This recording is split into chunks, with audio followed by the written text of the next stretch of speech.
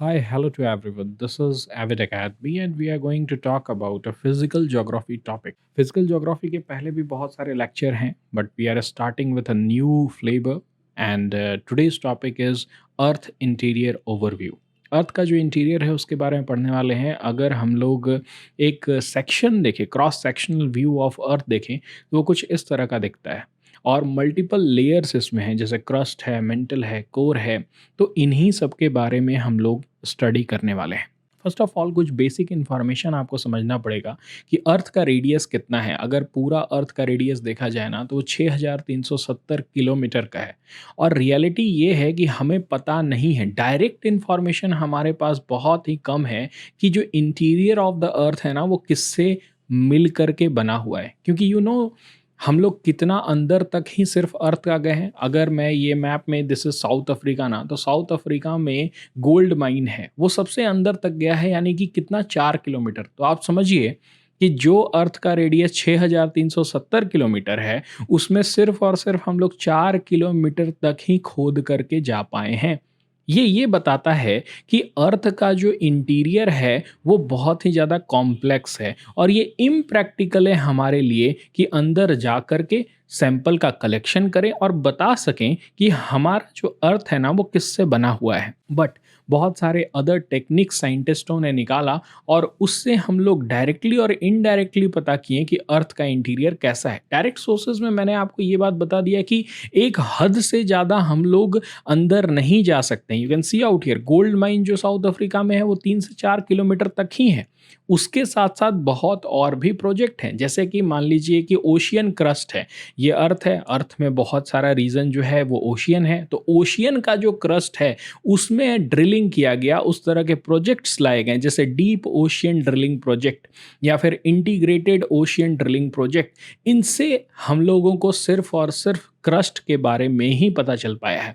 तो माइनिंग हो गया या फिर आप कह लें कि कोई भी एक्सप्लोरेशन प्रोजेक्ट्स हो गए, उससे हमें क्रस्ट के बारे में पता चला है, ना ही हमें मेंटल के बारे में और ना ही हमें कोर के बारे में पता चला है। You can see out here, हम लोगों ने एक ड्रिलिंग प्रोजेक्ट आर्टिक ओशियन में भी किया जिसमें कि हम लोग 12 किलोमीटर का ही डेप्थ को टच कर पाए, providing valuable information through material analysis. अब इसमें सिंपली क्या होता है ना कि हम लोग ड्रिल किए, जो वहाँ से मटेरियल निकला उसको हम लोग क्या किए, ले आए। लेकिन हमारा क्रस्ट ही ऑलमोस्ट 200 किलोमीटर तक फैला हुआ है। अगर हम ये मानते हैं तो हम लोग तो सिर्फ और सिर्फ क्रस्ट का एक टिप के बारे में ही इंफॉर्मेशन ले पा रहे हैं। मेंटल और कोर को तो हम लोग छोड़ ही दे तो वो बेहतर होगा।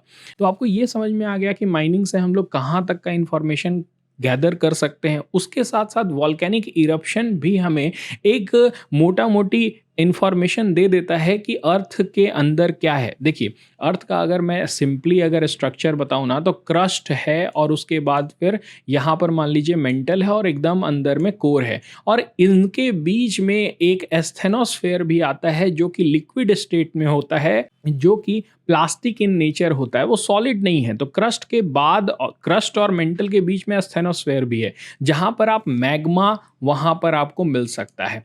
अब देखिए, क्रस्ट तक तो माइनिंग से पता चल जा रहा था, लेकिन उसके अंदर तक का अगर हमें जानना है तो उसके लिए हमें वॉल्केनिक इरप्शन जब होता है, यानी कि अर्थ के अंदर से जो मैग्मा निकल के ऊपर लावा बनता है, वो मटेरियल को अगर हम लोग स्टडी करते हैं तो हमें अर्थ के अंदर क्या है उसका डायरेक्ट इंफॉर्मेशन वहां से भी मिल जाता है।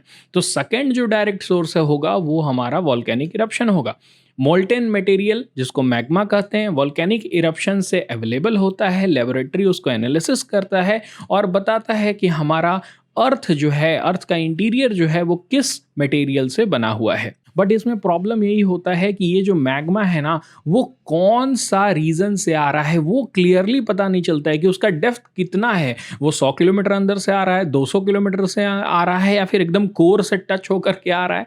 तो ये प्रॉब्लम यहाँ पर आता है, हम लोग एनालिसिस नहीं कर पाते हैं कि डेप्थ क्या था और कहाँ से वो निकल रहा है। But there are multiple indirect sources as well, जैसे कि माइनिंग भी एक तरह का इनडायरेक्ट सोर्स है। वो डायरेक्ट सोर्स भी है और उसके साथ साथ इनडायरेक्ट सोर्स भी है, क्योंकि जब माइनिंग आप करते हैं ना तो आप बहुत अंदर तक जाते हैं, और जब आप अंदर जाने लगते हैं ना तो विथ डेप्थ बहुत सारे पैरामीटर चेंज होते हैं, जैसे कि टेम्परेचर चेंज होगा, जैसे प्रेशर चेंज होगा, जैसे डेंसिटी जो है वो चेंज होगा। जब इन सब चीज़ों में चेंजेस आ रहा है तो उससे हम लोग एक अंदाज़ा लगा सकते हैं कि अर्थ के एकदम इंटीरियर में जाएंगे तो प्रेशर कितना होगा, वहाँ के जो मटेरियल है उनकी डेंसिटी कितनी होगी, वो सब बढ़ेगी। तो ये जो पॉइंट है ना वो बहुत इंपॉर्टेंट है कि माइनिंग से हम एक तरह से क्या करते हैं, अंदाज़ा लगा लेते हैं कि अंदर हमारे अर्थ का क्या है। उसके साथ साथ अगर मिट्योर्स की बात करें, हालांकि मिट्योर ऐसा नहीं है कि अर्थ के इंटीरियर से निकल रहा है, you can see out here, ये जो उड़ता हुआ आप देख रहे हैं पत्थर जो अर्थ के करीब आ रहा है, जब ये गिरेगा तो उसे हम लोग मिट्योर्स कह सकते हैं। अब ये जो मिट्योर्स है ना वो अर्थ के इंटीरियर से तो निकला नहीं है, तो कैसे हम लोग ये कह सकते हैं कि अर्थ का इंटीरियर के बारे में हम लोग मिट्योर से पता लगा सकते हैं? क्योंकि ऐसा हो सकता है कि अर्थ और ये मिट्योर दोनों ही सेम मटेरियल से बने होंगे, वो दोनों कुछ सिमिलैरिटीज को क्या करेंगे, शेयर करेंगे। और ऐसे ही हम लोग क्या कर सकते हैं, मिट्योर्स की मदद ले करके हम लोग पता कर सकते हैं कि हमारा अर्थ का इंटीरियर किससे बना होगा। तीसरा जो सबसे इंपॉर्टेंट है वो है ग्रेविटेशन। देखिए ग्रेविटेशन चेंज होते रहता है और ग्रेविटेशन किसके ऊपर डिपेंड करता है पता है, रेडियस के ऊपर। देखिए ग्रेविटी एनोमलीज जो है ना वो बता सकता है कि अर्थ क्रस्ट का जो मास है उसका डिस्ट्रीब्यूशन कैसे है। अगर आप ये देख रहे हैं अर्थ है हमारा, तो अगर मैं बोलूं कि सेंटर से जो टिप है वहां तक का डिस्टेंस जो है वो सेम है तो वो गलत होगा। हमारा जो अर्थ का जो शेप है ना वो जिवाइड है, यानी कि अर्थ लाइक है, ये कोई स्फेयर नहीं है, ये बहुत ही अनइवनली उसका शेप है, इवन शेप नहीं है, कोई स्फेयर टाइप नहीं है। You can see out here radius कहीं पर इसका 6350 है जो पोल रीजन है वहां तक, और अगर इक्वेटर के पास अगर देखें आप तो 6372 है। ये जो सेंटर से डिस्टेंस है इक्वेटर का या पोल का, उसमें जो चेंजेस आ रहा है उसके वजह से ग्रेविटी का जो फोर्स है वो डिफरेंट पोजीशन पर डिफरेंट लगेगा। अर्थ के डिफरेंट लैटिट्यूड पर डिफरेंट ग्रेविटेशनल फोर्स होगा, और इससे हम लोग क्या कर सकते हैं, मास जो है उसका, उसके बारे में पता लगा सकते हैं कि कहां पर कितना मास है। इससे हम लोग ये समझ सकते हैं कि अर्थ का इंटीरियर में कौन सा मटेरियल है। तो ये एक इनडायरेक्ट सोर्स है जिससे कि हम लोग क्या कर सकते हैं, अर्थ के इंटीरियर के बारे में पता कर सकते हैं। नेक्स्ट जो है वो सिस्मिक एक्टिविटी, और ये सबसे इंपॉर्टेंट प्रोसेस है जिससे कि हम लोग क्या करते हैं, अर्थ के इंटीरियर के बारे में समझते हैं। You can see out here जो सिस्मिक वेव होते हैं, जैसे मान लीजिए अर्थक्वेक आया, जैसे ही अर्थक्वेक आया ना तो वेव्स निकलते हैं। कौन सा वेव, दो वेव आप समझ लीजिए, एक तो बॉडी वेव होता है और दूसरा होता है सरफेस वेव। जो बॉडी वेव होता है वो दो प्रकार के होते हैं, एक को कहते हैं पी वेव और दूसरे को कहते हैं एस वेव।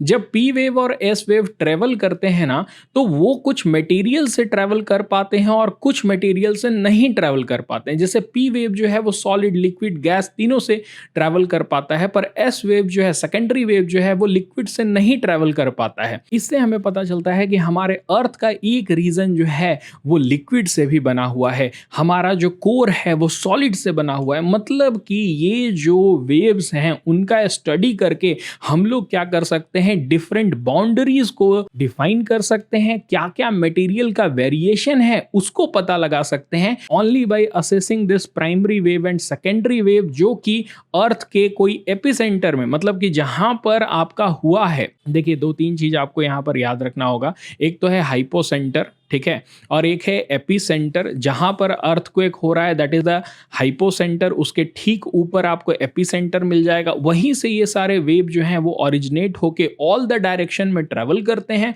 और यही वेव का स्टडी करके हम लोग डिफरेंट मटेरियल को समझ सकते हैं, different boundaries in our earth को समझ सकते हैं। ये सारे कुछ इनडायरेक्ट मेथड हैं जिससे कि हम लोग क्या करते हैं, अर्थ के इंटीरियर को समझते हैं। आई होप आपको पूरा पॉइंट समझ में आया होगा कि क्या क्या तरीके हैं जिससे कि हम लोग अर्थ के इंटीरियर मटेरियल को समझ सकते हैं। Direct sources and indirect sources both are very important, और यहाँ से यूपीएससी भी क्वेश्चन पूछ सकता है। That's it for this video, thank you.